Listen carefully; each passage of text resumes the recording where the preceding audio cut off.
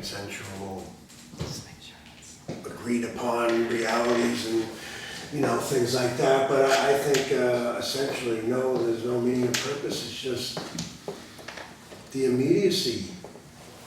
Like, there's no meaning and purpose to this.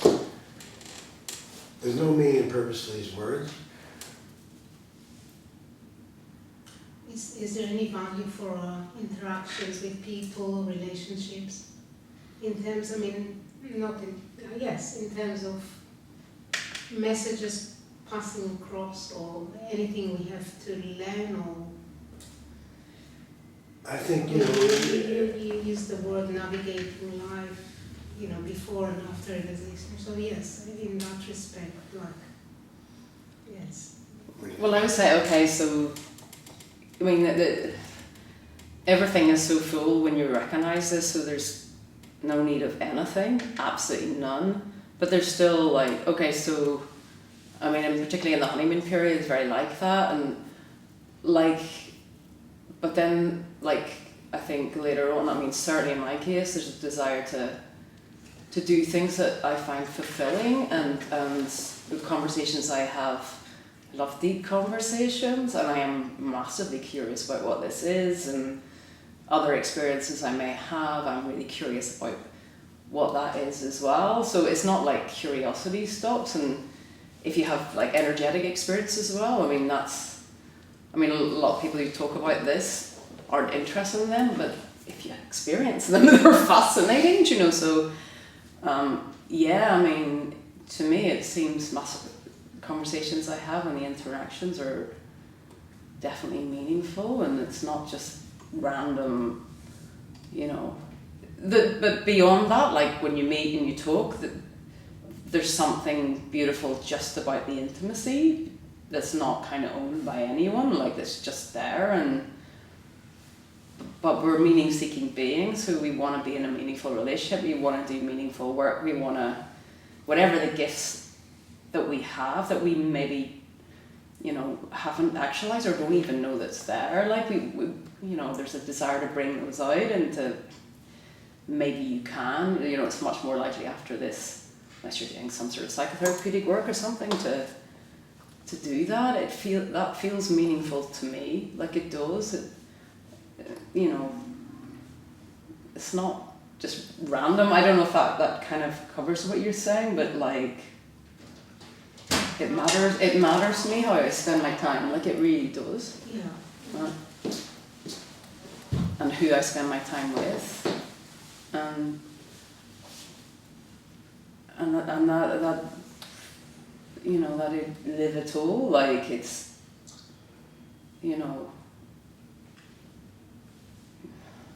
just doesn't, for me it just doesn't close down any questions, it's opened it up, but maybe that's more the sort of energetic experience I've had, because I don't believe this ends, but I don't know that. Again, it's not that kind of, I can't see how I can, can't know anything really ultimately, but certainly that's my best guess. In a way,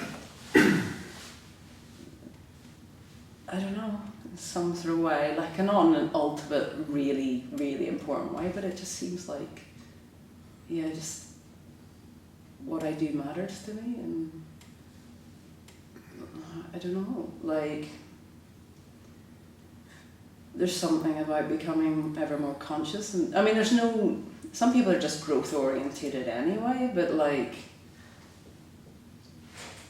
there's something beautiful about that, that I'm drawn to know more, to accept more of the darkness in me as well as the light, and so you're not acting that out all over the place anyway, but I think that's a real gift, because most people just just whatever we don't see in ourselves, all the hate, all the, or maybe we don't want to, because a lot of us are kept back by our morality rather than what our body actually feels, because you might actually hate somebody, but you've got this overlay story, so you never get to the feelings, you never get to resolve anything. So it's I don't know, becoming much more radically honest is part of the healing as well.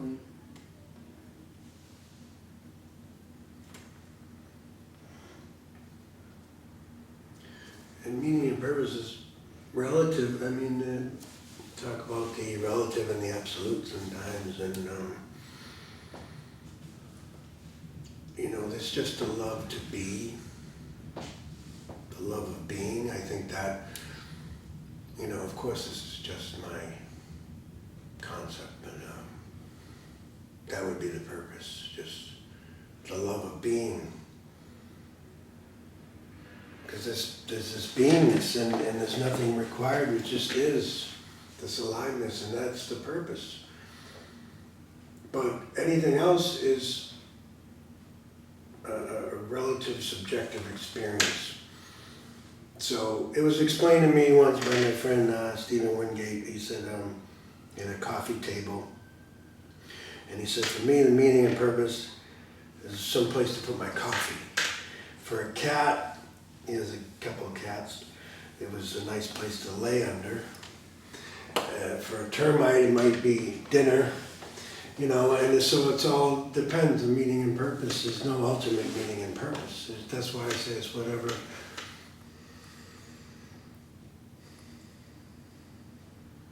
The coffee table is nothing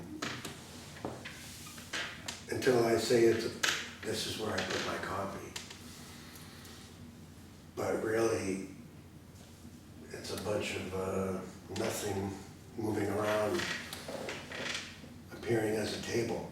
So, and then I'm a bunch of nothing moving around, appearing as a Walter, and then I give it meaning and purpose. But ultimately, it's just nothing, appearing as everything. So I don't think there's like a reason why we're here, or why this incarnate in this body and all this stuff.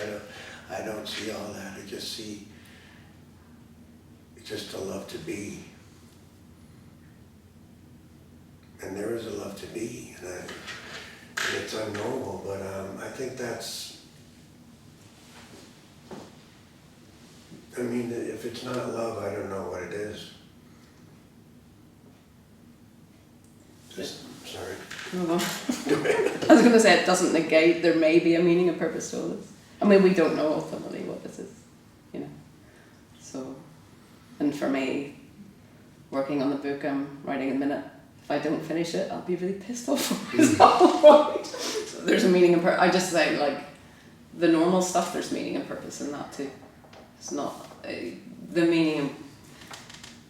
This is enough. Basically, that's the realization. Life is enough. What I mean, just being where you are, because you were never able to do that. Some people to a small degree can, but like for me, it just seemed like I was using my eyes for the first time. I was actually seeing. I mean, I was seeing and feeling, and you know, all the wonder that's just right in front of you, like. That's it, and love, it's not just neutral, it's all love. I mean, what more can you want? But we are these human beings that aren't just like animals foraging for food. We need relationships, we need a sense of purpose in our work, or whatever it is. Some people don't need that so much, or, you know, because we're born with these unique qualities, and you know, and there seems to be a desire in there to bring things to fruition. You sort of think of people who haven't done that and what that costs them as well. So, for me, it's kind of both. You know, it doesn't negate all the kind of personal desires and that's there. It may make it more possible. Usually, that tends in that direction. So, it's just. Beyond all that, this is it and this is enough, and you know, so nothing actually can add to this as well. So yeah, it is, you were saying, the relative and the absolute, which is often frowned upon in non-dual speaking, but like it's a good way of talking about things, even if it isn't exactly that, but it's because personal often gets lost in this, and it did for me, and that, you know, initially, and it came at a cost, and so I care about it. So, you know, because bits of you that you might wake up and there might be still some repression there. There may be, you know, certain things you haven't seen. So, like I say, you may not know what an equal relationship looks like. You might think it looks like, you know, your friend's there and you're here rather than here. You know, whatever needs kind of to be reconfigured, or, you know, because we go through life, don't we? Look, really, our idea of love comes from our caregivers, and if that's watching someone, I don't know, being violent or whatever it is, you know, like, it's going to play out until in your life, until you kind of see it clearly, you know.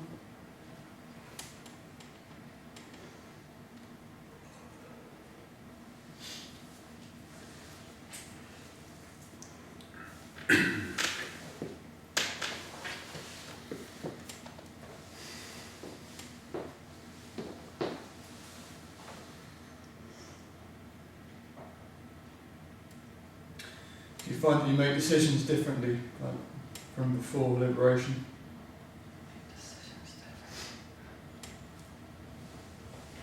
Seeing non-duality, whatever you want to call it. I probably make more decisions than I used to, rather than just fucking letting someone else do it.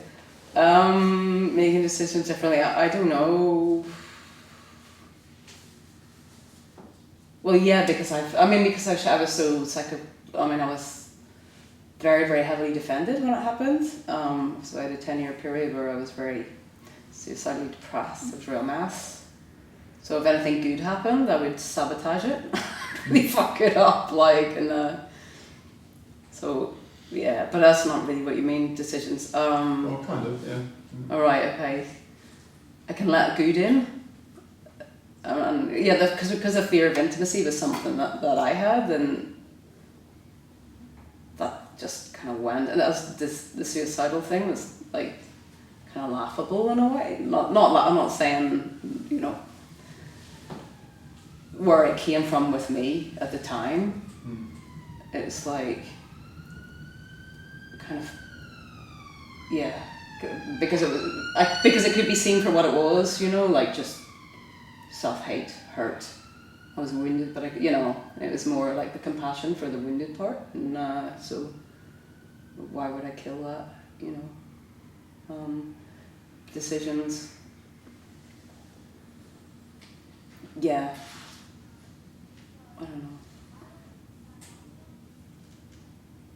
What about you, Walter? Yeah, I'd say it's probably a difference. It's hard to say, you know, but just since my decisions were coming from a seeking perspective, and like I said, putting other people on pedestals and maybe making myself small in a lot of ways, and other people bigger.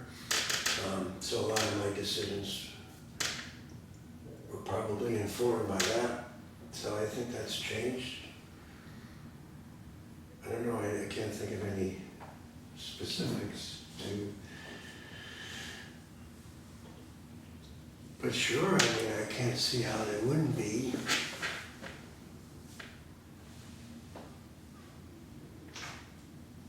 They're still difficult to make. Some decisions are still like, you just, you know, like, it's not like you can't get conflict, because life is like that too. You're not living from that, but things can arise like that are just tricky, because that's what life presents you with, doesn't it? So this is what you want, and to do that you've got to do something else that's fucking impossible. And you know, things are very often not so straightforward, aren't they? And that can be a real pain. Like, but yeah, I guess knowing that no one has the answers is a freedom. Like, so they say, you know, that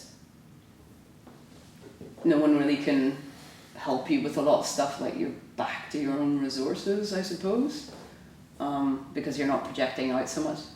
Sometimes people can. I mean, others, there's a good thing about either being in therapy or having a confidant or something, because people can, you know, if you trust somebody with somebody you really like, they can see stuff in you that you can't see, which can be useful, all that kind of stuff. Maybe help you make decisions, but yeah. I mean, when we're cut off from our emotions, like, decisions can be really hard because we need those. If you think of desire, if you're attracted to somebody and whatever, you might do things that scare the shit out of you ordinarily just to get to be, you know, close to someone, or like, it's amazing how, but that's a feeling, like, so whatever we feel, like, but if we're fear-based, of course, we often don't push through that because it's such, you know, it can really hold us back as well, can't it, you know, keep us trapped, I suppose. But yeah, you go through the motions of stuff and then a decision arises, doesn't it? You're like, sometimes it's just like, and sometimes things are clear. Is that what you're struggling with? Well, yeah. I remember I used to more, not so much now.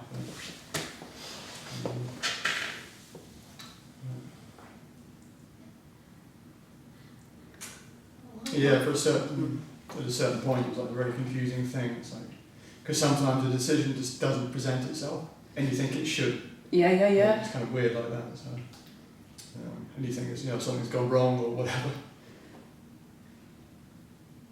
Yeah, it's hard. And we go through different mood states in a day. You might feel very clear, and then you might not later. But meditation is a good way of getting in touch with your emotions as well. Sometimes it can bring a bit of clarity too, maybe. So.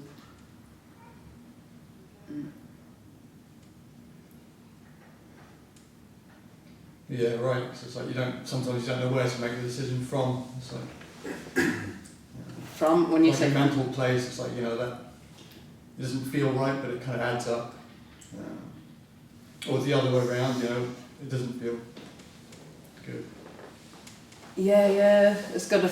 I think Walker said it's got to think right as well as feel right. You know, Okay. but nothing. You know, nothing changes if it's just on an intellectual level. You read all the books in the fucking world, but if it's not felt as well, it doesn't. It's the feeling. That's when you get an insight and it changes your life. It's got to be known here, and then you're like, you'll change. Something will change in your whatever it is, but it doesn't always do that. I'm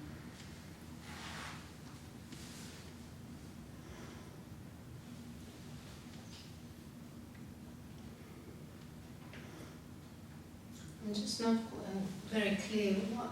Once you have realization and you realize there's no self, why would this body-mind organism would be challenged with whatever you said, what life throws at you?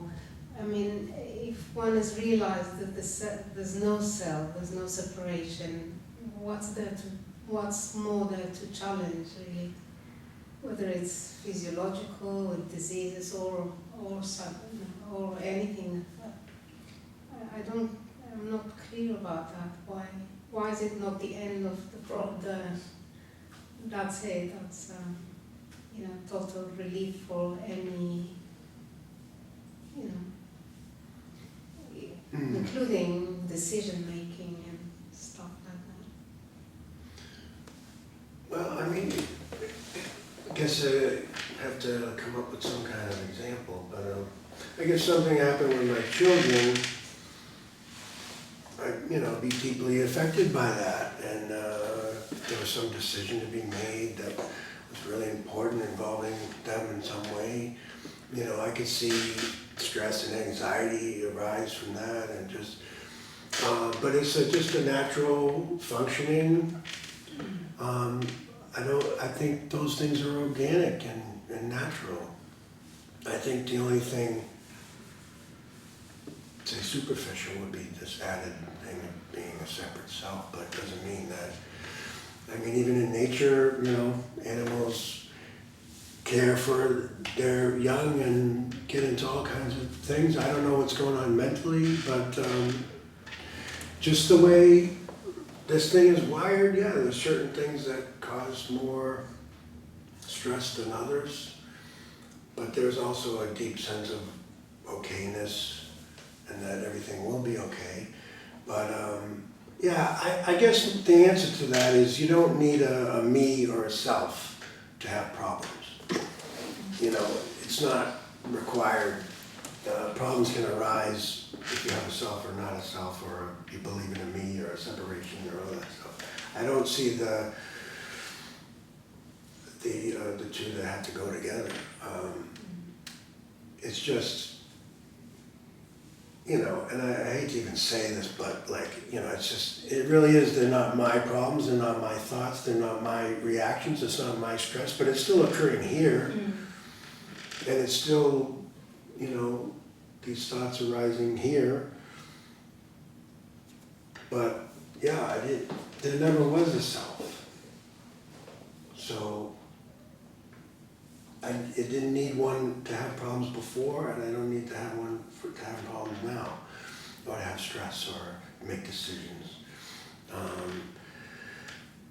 think people imagine that the self falls away and you become somewhat robotic, but that's not the case. If anything, I really was cracked wide open in this heart opening, or whatever you want to call it, can be even more of a sensitivity here. Because, I don't know, maybe in some way I feel more connected with people and less isolated and separate from them. So I can be very affected by someone else's pain, for example, just an empathy there and a love. But I picked my kids because I was trying to think of something that would really could get me, trigger me if something happened to them. So anyway,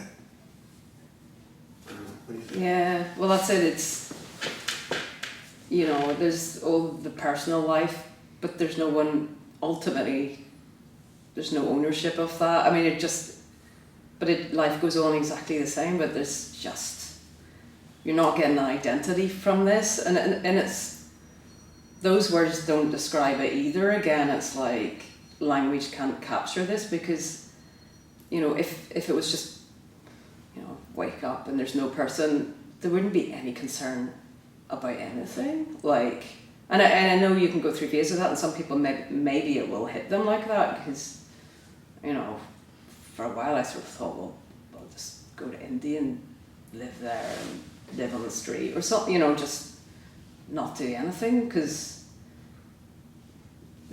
but most people don't, they get on with the life, don't they? And you can't live in this world without being confronted, the human being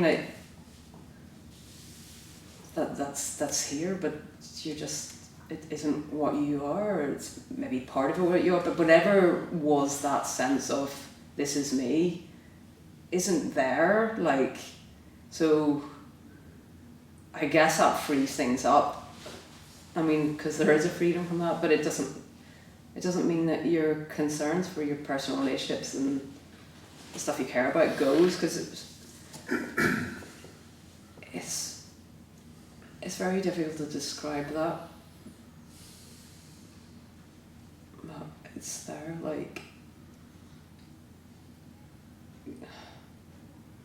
it's just so obvious, just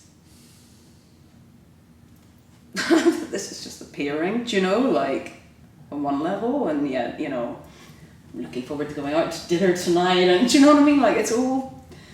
It's not an either or, all of that is just, the human experience just continues, but thank God, I'm not responsible, you know, I'm responsible for the life of leading, or, do you know, like, it's way too much. You mean, some people suffer from too much responsibility anyway. I mean, it's just the basic stuff that we're born into, like, it's amazing we've survived as a species, because it's just kind of awful, you know, what we face. Most of us, at some point, we all face, like I say, we all face death, don't we? And which doesn't seem frightening, but it might seem frightening at the time. I mean, but sometimes it'd be like, why not? It's a nice time to die. I don't know.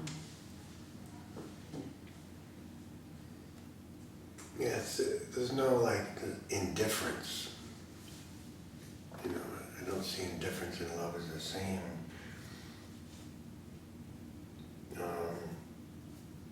Or not being affected, or just sort of being unflappable and just moving through life, like floating through life.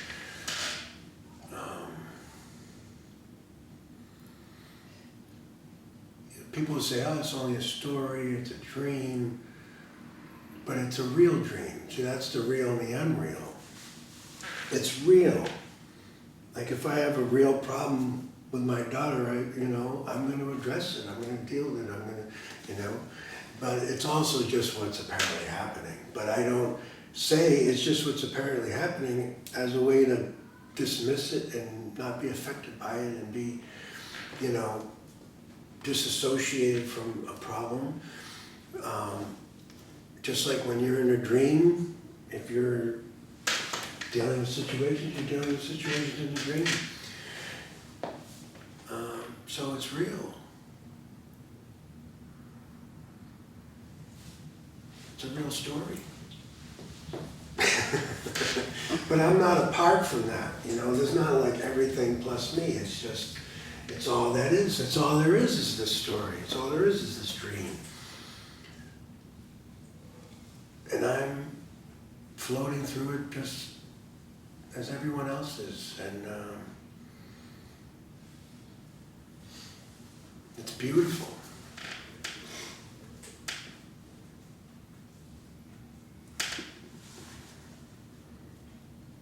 And it doesn't negate personal love either. I mean, there's an in-loveness with everything, but you can fall in love with somebody as well. So it's not, some people get that confused where they just think it'd be very easy to be with somebody and think you're in love with them because you're in love with the chair and you're, like, I don't know, because that boundary's gone, like, I mean, it can be quite confusing. Mm.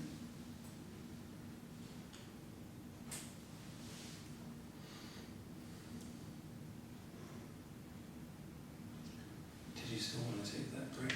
Oh yeah, have we gone over okay, let's break? Sure. Okay.